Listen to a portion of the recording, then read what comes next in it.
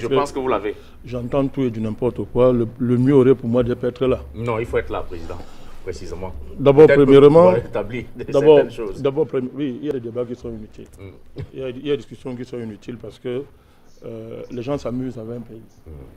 Les gens jouent avec un État, ils jouent avec un pays. Sur la base de leurs fantasmes et de leurs manipulations. Ils organisent leurs affaires, ils pensent que l'État du Cameroun, le Cameroun doit se plier à leur lobby. Donc quand c'est comme ça, vous ne discutez pas. C'est le rapport de force sur le terrain qui va déterminer le reste.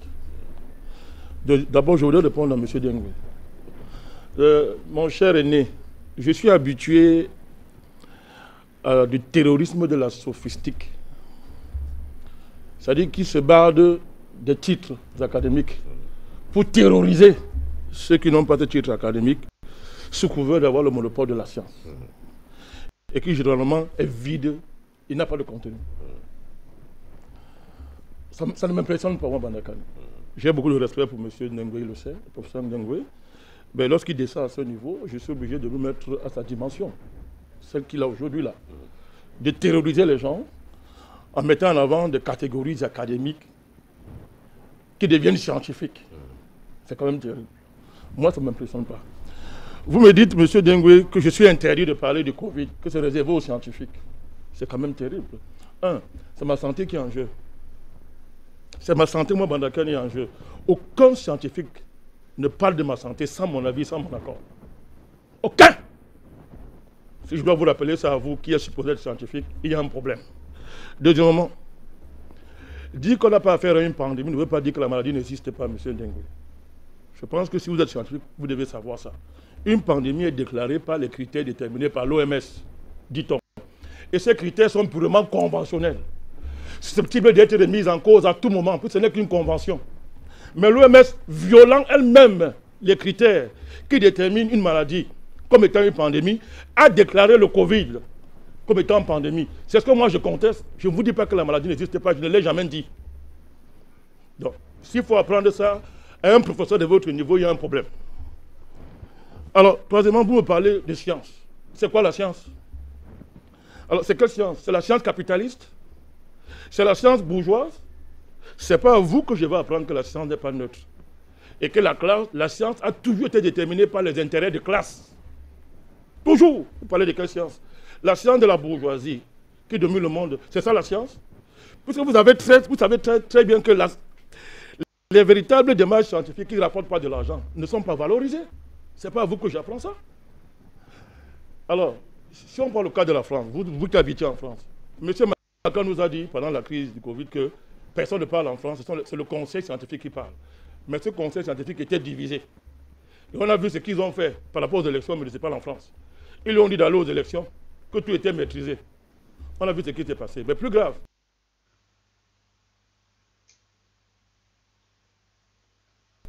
il y a un membre de ce conseil scientifique qui a démissionné, il s'appelle Dr Raoult. Et nous savons tout ce qu'il nous a appris concernant cette maladie. Donc, de quoi est-ce qu'on parle? Vous parlez de quelle science? Troisièmement, au nom de quoi M. Bill Gates, qui n'est pas médecin, a le droit de parler d'une maladie, d'être quelqu'un qui impose à l'OMS les voies qu'il faut suivre, qui impose même à tous les présidents à travers le Gavi. Vous connaissez quel poids M. Bill Gates pèse dans le Gavi? Il est médecin? Il est quoi? Il fait quelle science, M. Bill Gates? Et vous m'interdisez à moi de parler de ça parce que je ne suis pas entre guillemets scientifique. J'ai envie de continuer à respecter les niais que vous avez été. J'ai envie de continuer à aider à respecter les niais que vous avez été. Président Bandakane, je pense qu'il a compris. Moi, ça ne m'impressionne pas. Allons à l'essentiel, Président. Je n'ai pas de titre académique. C'est pour ça que je ne suis pas complexé devant ceux qui en ont. Oui, oui. Parce qu'on vous a laissé la chance en Afrique et ailleurs. On a vu vous êtes en train de nous conduire. Quand j'ai dit ça, j'ai une autre réaction là, un petit coup de gueule par rapport à mon ami qui me dit, mon ami Assanga, que je salue, qui dit que les francophones n'ont rien à dire sur cette question. Et le barrister, mon ami Kamgwa, a failli se laisser emporter par ça, mais il s'est vu de le saisir. Tant mieux. Parce que si les francophones n'ont pas dit dans ça, vous voulez donc discuter avec l'État du Cameroun. C'est l'État du Cameroun ou bien c'est un État francophone? En ce moment-là, vous vous contredisez. Puisque vous dites que c'est l'État Cameroun, c'est des républiques, ce sont des francophones. Vous allez leur parler avec qui? Alors donc parler entre vous. voulez être inclusif, mais vous excluez. Allez parler entre vous. C'est pas possible. C'est pour ça que je vous ai dit que j'étais un peu mal à l'aise. Quelque chose qui ne marche pas. Ne le soyez pas, président. Non, on est pourtant d'accord là. Pourtant. On est pourtant d'accord, vous et moi. Sur cette question. Oui.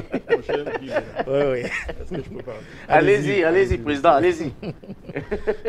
Mon cher Guy Laurent, j'ai beaucoup de sympathie avec vous. Vous voyez, si je veux qu'on débatte, quand vous parlez, je vous ai pas interrompu. Non, allez-y, président. C'est avec beaucoup d'amitié. Merci, avec beaucoup d'amitié. Allons-y. Et d'ailleurs, même il y a des relances qui peuvent m'enrichir. Il y a pas de problème. Dit-on, voilà. C'est une façon de parler. Donc pour dire quoi? Pour dire que... Mais, quand j'ai dit ça, je comprends de quoi parle M. Assanga. Je comprends quoi? Parce que un des enjeux de cette affaire, c'est que aujourd'hui, il y a la querelle de leadership sur la crise anglophone, pour parler comme vous. Ce n'est pas seulement entre les anglophones, du moins ceux qui se sont autoproclamés leaders de l'affaire là. Il y a des partis politiques qui veulent même monopoliser l'affaire et mettre ça au service de leur démarche politiciens et partisans. Pour faire de ça un fonds de commerce et être ceux qui vont ravir, entre guillemets, tous les gangs politiques liés à cette crise. Donc,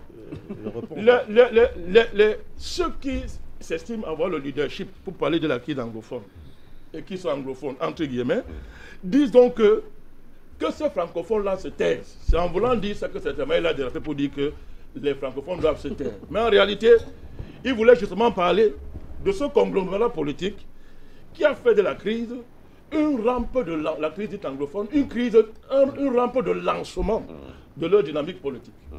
Donc en cela, je comprends ce que vous voulez dire, mon ami Assanga. Donc, une fois que j'ai réglé ça, je vais corriger quelque chose d'abord. Et ça, c'est mon aîné Ndengwe qui l'a dit. Il dit que le problème, celui qui bloque le projet Cameroun, c'est la France. C'est faux. Ce n'est pas la France.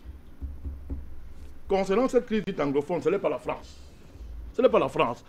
Ce n'est pas la France qui s'était opposée à la troisième voie que certaines élites anglophones, cette n'était pas très nombreuses, une certaine anglophone avait proposé à l'époque, avant ce fameux référendum, il y a eu une troisième voie. Laquelle troisième voie pour la gouverne de nos téléspectateurs? C'était la proclamation d'un État purement. C'est-à-dire que ni le Nigeria, ni le Cameroun. C'est-à-dire? Oui, c'était la troisième voie. Voilà. À un moment donné même, M. Foncha a même flirté avec cette voie, le docteur Guy Foncha, docteur John Guy Foncha. Il a flirté à un moment donné avec cette voie. Qui a bloqué ça? Ce sont les Anglais que vous adorez, qui ont dit, niet, ne peut pas entendre ça, entendre parler de ça à l'ONU. Ce sont les Anglais. Ce sont les vérités historiques qu'il faut rappeler. Je n'ai pas envie de rappeler ça au professeur.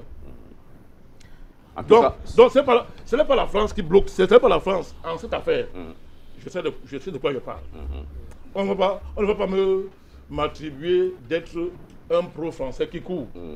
Donc moi, c'est ça, il faut restaurer la vérité historique. Ouais. Ce n'est pas la France. Ce qui bloque le projet Cameroun, c'est une coalition anglo-française qui a été, comment on dit ça, sanctuarisée dans le pacte Churchill-De Gaulle. Là. Ils ont fait un pacte Churchill-De Gaulle. Quand De Gaulle allait à Londres, c'est le deal qu'il y a eu entre Churchill et De Gaulle. Pour le cas de la guerre, c'est ce deal-là qui justement s'est opposé au projet Cameroun, tel qu'il a été formulé par les épaissistes. Et non la France. Ce n'est pas la France. Dans le cas d'espèce, c'est le deal franco-anglais.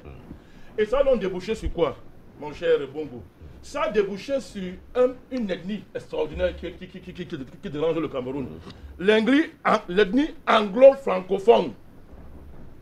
Écoutez-moi bien. L'ethnie anglo-francophone. C'est elle qui dérange le Cameroun. C'est quoi l'ethnie anglo-francophone? C'est ce groupe d'élite qui s'en fichait d'être anglophone ou francophone, mais qui s'opposait à l'UPC, qui était d'accord avec la France qu'il faut éliminer l'UPC. C'est elle qui s'est réunie, et elle allait se réunir à Fumban. C'est elle. Et ils ont forcé personne à aller à Fumban. Je dis, déjà en 61, on a forcé personne à y aller. Quand on y allait, les UPCistes ont dit de ne pas y aller.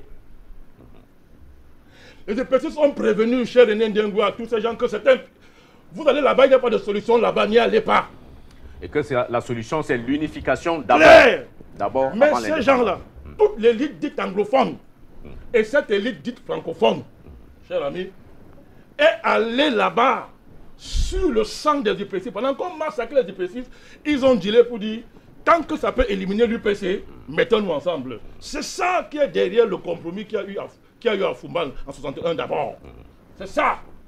C'est l'ethnie anglo-francophone. Ils se sont partagés le pouvoir à Yaoundé. Et cette ethnie francophone a un totem. Oui. C'est de parler de tous les problèmes du Cameroun, sauf du rapport du Cameroun à l'étranger. C'est de cela qu'il s'agit, cette ethnie-là. Donc, quand on vient me dire que je représentais les francophones, ça me fait rire. Et je représentais les francophones sont réunis quand vous mettez Aïdjo au pouvoir, en 60. De quand? Pendant qu'Aïdjo nous représentait les francophones, on massacrait les UPCistes. Étaient-ils francophones, les UPCistes qu'on tuait? Ou anglophones. Ou anglophones, pendant qu'on les tuait? D'accord, Président. La vérité historique a été restituée. C'est important de rappeler ça. Oui, oui. Vous comprenez? C'est rappelé, Président. Donc, pourquoi? Parce que si on ne dit pas ça, le débat est forcé dès le départ. On entre dans la propagande sécessionniste pour débattre. Moi, je ne suis pas là pour ça. Je n'ai pas le temps à perdre. On est bien d'accord, Président. Donc, quand vous l'appelez ça, vous comprenez donc que... Donc, lesquels francophones étaient là? Aïdjo parle au nom de qui? Aïdjo, on sait très bien comment le président Aïdjo est arrivé au pouvoir. Je respecte le président Aïdjo. Il a été le premier président de mon pays. Je le respecte. Il a gouverné ce pays pendant 25 ans. Mais, sur ce début de l'histoire, à l'époque, dans les années 60, M. Aïdjo, on sait qu'il est installé au pouvoir. Comment il a été installé? C'est sur le massacre et la décimation du mouvement national camerounais qui était incarné par l'UPC. Et cette décimation s'est faite avec l'accord de la grande partie des élites dites anglophones. Je dis bien l'élite. Je ne parle pas du peuple. Personne ne peut le nier. Je dis les élites. On parle de quoi? Parce que le peuple cachait quand même quelques nationalistes. Non, le peuple était dans le mouvement du Cameroun. On est bien d'accord. Voilà, le peuple. Parce que je voulais faire la différence justement pour qu'il n'y ait pas d'amalgame. Alors, donc, quand j'ai rappelé ça, oui. Maintenant, et c'est très très important quand on a rappelé ça. Oui, comme solution. Comment organiser donc ce dialogue inclusif? J'ai dit une chose d'abord. Vous avez la maîtrise de votre parole, de votre propos. Allez-y, Président. Vous savez, alors nous parlons au Cameroun. Qui est habilité à parler au nom du Cameroun? Vous avez dit que moi, il y a des que je ne fais pas. Qui est habilité à parler au nom du Cameroun? C'est qui? C'est le MRC? Ce sont les sécessionnistes? C'est Bandakani? C'est qui? Il y a quelqu'un qui a le mandat du peuple camerounais. Il s'appelle M. Paul Biya. Il a été élu sur la base de la constitution du Cameroun. Si on nie ça comme base du principe, je n'ai plus rien à faire sur ce plateau. À un moment donné, on ne joue pas. Tout le monde ne parle pas au nom du Cameroun. Tout le monde ne parle pas au nom du Cameroun. Mais les Camerounais peuvent parler du Cameroun quand même. Tout à fait. Voilà. Il faut rappeler ça. Vous dites très bien qu'il faut trouver une solution à la crise. C'est ça. Très bien. Donc si au départ, pour trouver la solution à la crise, les gens évacuent l'État. Je dis bien l'État, tel qu'il est aujourd'hui. On évacue ça. Et on croit qu'on va anéantir l'État avec la surenchère et les discours pseudo-révolutionnaires, avec les alliances qu'on noie à l'étranger, tout qu'on va évacuer l'État, vous n'aurez jamais de solution à cette crise.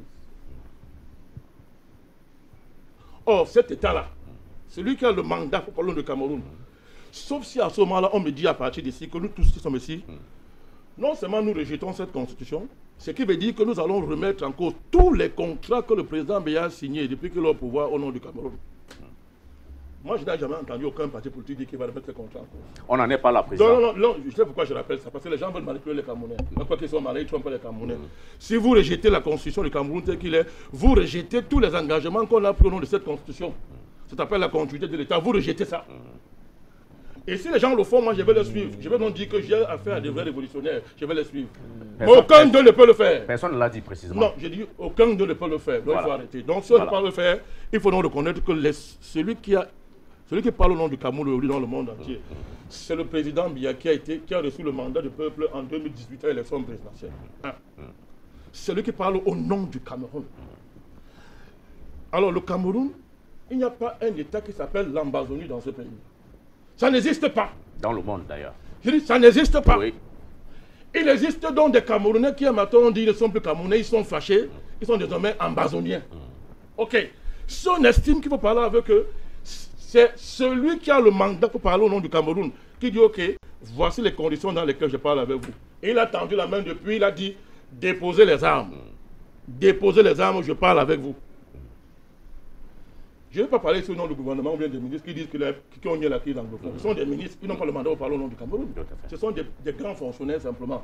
Celui qui parle du Cameroun, c'est le président Biya. Le président Biya n'a jamais ouvert sa bouche un jour, il a dit que la crise anglophone n'existe pas. Il n'a jamais ouvert sa bouche pour le dire une seule fois. Oui. Et c'est lui qui est. Et le Premier ministre, relayant dans ses propos. Très bien. Elle est parlée là-bas. Voilà, très bien. Elle est parlée là-bas. Et qu'est-ce qu'il a dit là-bas? On parlera de tout, sauf de quoi? De la sécession. La forme de la séparation. Voilà. Il faut bien comprendre. Non, pas de la forme de l'État. De la sécession. C'est pas pareil. Il a dit la séparation et la sécession. Voilà, c'est pas pareil. Il y a eu une évolution. C'est de ça que je parlais. C'est pas pareil, monsieur. Non. Monsieur, mon ami Laurent Kwame. Vous avez fini de vouloir m'enrichir? Non, président, c'est... Je vais encore mieux vous enrichir tout à l'heure. Après, attendez quand vous aurez terminé. Oui, attendez quand vous aurez votre tour de parole. Allez-y, terminez, président. Oui. J'étais en train de dire que... Oui. Il a dit qu'on parle de tout, sauf de la forme de l'État. Si vous appelez ça, sauf la séparation, de mon point de vue, ça revient au même. Pourquoi ça revient au même? Parce que aujourd'hui, nous parlons de quoi? Tout à l'heure, il vous a dit que chez les anglophones, il y a les fédéralistes, il y a les sécessionnistes. Mais l'équipe pose un problème actuellement. Ce ne sont pas les fédéralistes. Ils n'ont jamais pris les armes. Ils n'ont jamais pris les armes, mon cher Laurent Kwame. Ils n'ont jamais pris les armes, les fédéralistes. Ceux qui ont pris les armes sont les sécessionnistes. Et toute votre propagande tourne autour d'eux. Relayant même leur discours. C'est très grave ce qui est dit là. Relayant même leur discours. Vous en faites des interlocuteurs légitimes. Vous en faites des interlocuteurs légitimes. Moi, je n'ai jamais fait ça. J'ai toujours dit oui à tous les dialogues. Dans le cadre de la constitution du Cameroun. D'accord. J'ai toujours dit ça.